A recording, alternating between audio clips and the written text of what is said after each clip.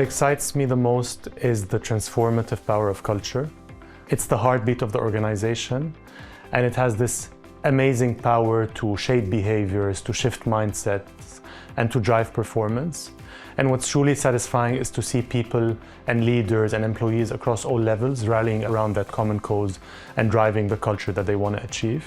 What it means for business, but also what it means for people on an individual level. Culture has huge impact, more than what people really think. We build cultures, whether it's from a political point of view, corporate point of view, family point of view. It has such profound impact in people's lives, and especially you spend most of your time at work. So I think having a culture whereby you're happy to come to work every day really makes a difference in people's lives. It's the human part. You really need to get to know people and know organizations at a much deeper level, because culture is something that's ingrained and it's embedded into people. The change that I get to see on people's faces when they walk out of a workshop that they did with us, they get a sense of belief that they can change themselves and they can change the organization. And this is where the real tipping point happens, that they start believing in the culture transformation, and then it matters. And then from then on, everything becomes really easy.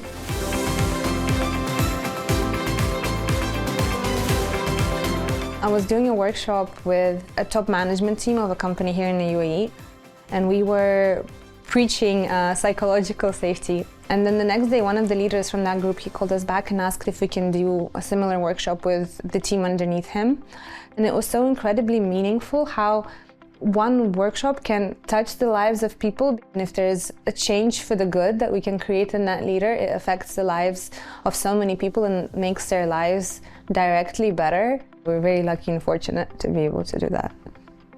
A lot of the work that we do with culture is very personal to individuals, and they see that it's impacted them not only in their home space, but also in their work. That, for me, is the most important thing when it comes to culture, because people have such great takeaways from it and are able to take it home with them.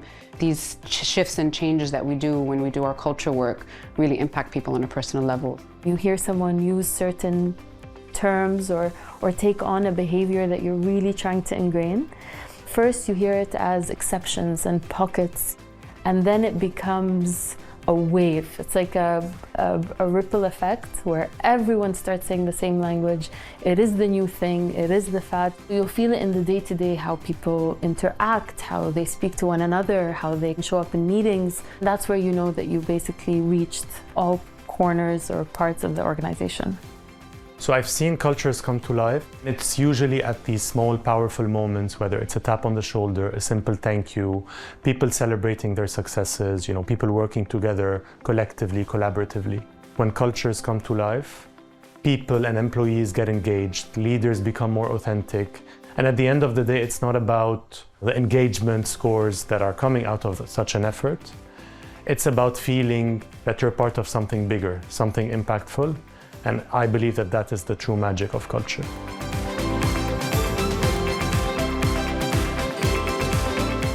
Culture is not a one-time project or one-time event, it's a journey.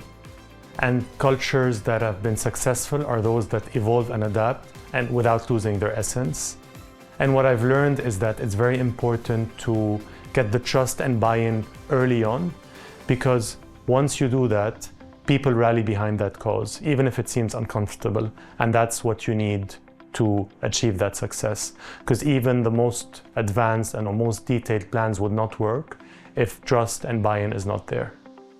There is a clear case for culture and a very clear narrative in terms of what the change is trying to achieve, what is the aspirational future. And that has to be defined very clearly and very inspirationally for people to be able to tag along with. That has to come from the top leadership, and they have to all be aligned and all be willing to change and take that forward. I think that would be patience, real compassion and empathy in everything that you do. And I say patience because culture is slow moving.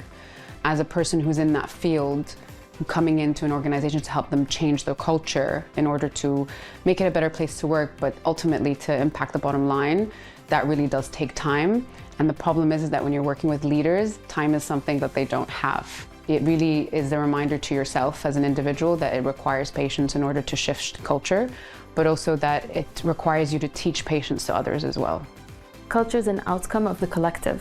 If you go from more of an individual trying to do the work, you lose out a lot. I think the best thing you can do is also bring the collective.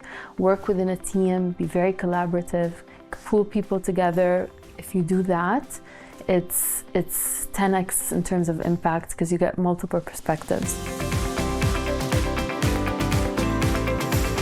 When it comes to culture, practicing what you preach really is something that you have to do in order to overcome some of these challenges when you're faced with resistance. Get comfortable with feeling uncomfortable for a bit, but eventually you will feel it. It would be a rush of, wow, look at the work we did. It's like a lagged gratitude or impact that you feel at a later stage. Be more empathetic, be more transparent, create the space for individuals to share their thoughts, to share their concerns, and try to show them the bigger picture, try to show them why this is different, and show them quick wins that will build momentum.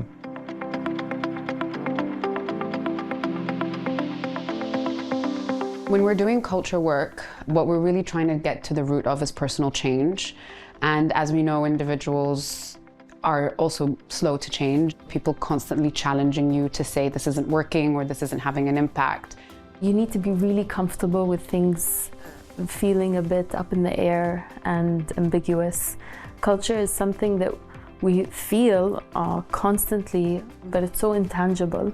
One is the communications. When we do culture projects, that our clients think that comms is something that's not very important, when it can be much more than that. It can be a beast of its own, and they can use it to really remind people and create stickiness.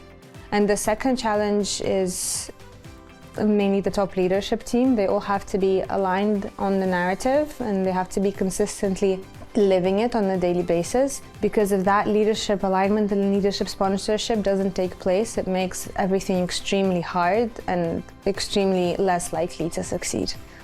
One of the key challenges we usually face is resistance, whether it's people being skeptical or they fear the change or there's a sense of fatigue of why are we doing this again and again. And what I've learned is that this resistance is not the enemy. It's a signal that people care, that people are challenging, people want to understand how this is different. If you take it on as a personal journey as well, you get so much more out of it than you think. For all my clients, the project shaped me as much as it shaped them. Don't focus on what looks good on paper. Good cultures are not built by a presentation or in the boardroom. They're built by having the tough conversations, the moments of sharing the moments of victories and moments of connection between individuals. And always remember that culture starts with you.